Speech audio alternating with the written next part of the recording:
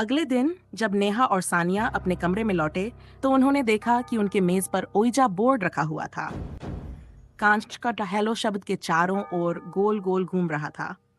अब कहानी एक नए शहर पुणे की ओर बढ़ती है। पुणे अपने आईटी पार्कों के लिए जाना जाता है, जहां देश भर से लोग काम करने आते हैं। उन्हीं में से एक थी अनु, जो एक साल पहले मद्रास से आई थी और पेइंग गेस्ट के रूप में रहती थी। उसने अपने ऑफिस में कई दोस्त बनाए थे, जिनमें से एक अर्चना ने उसे अपने जन्मदिन की पार्टी में आमंत्रित किया था। अनु ने पार्टी में भाग लिया और खूब मजे किए। जब देर हो गई तो उसने घर लौटने का फैसला किया, लेकिन जब वह एक पेड़ के पास ऑटो का इंतजार कर रही थी तो उसे लगा जैसे कोई उसे देख रहा है। उसने चारों ओर देखा लेकिन कोई नहीं दिखा। आखिरकार वह ऑटो में बैठ गई, लेकिन उसे लगातार ऐसा महसूस होता रहा कि कोई उसके बगल में बैठा है, जबकि वहां कोई नहीं था। डर के मारे अनु अपने अपार्टमेंट पहुंची और अपने रूममेट साधना को इस अजीब एहसास के बारे में बताया।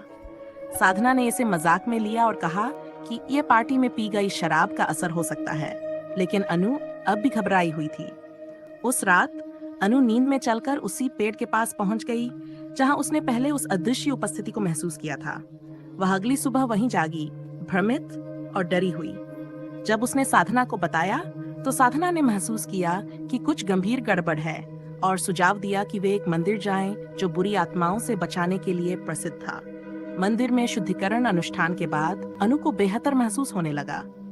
पुजारी ने उसे एक सुरक्षात्मक ताबीज दिया और उसे सारी दिनों तक पहनने का निर्देश दिया ताकि आत्मा उससे दूर रहे। आभारी होकर अनु और साधना घर लौट आए, उम्मीद करते हुए कि वे इस भयानक अनुभव से आगे बढ़ सकें। लेकिन जो उन्होंने अनुभव किया था, उसकी डरावनी यादें लंबे समय तक उनके साथ रहेंगी।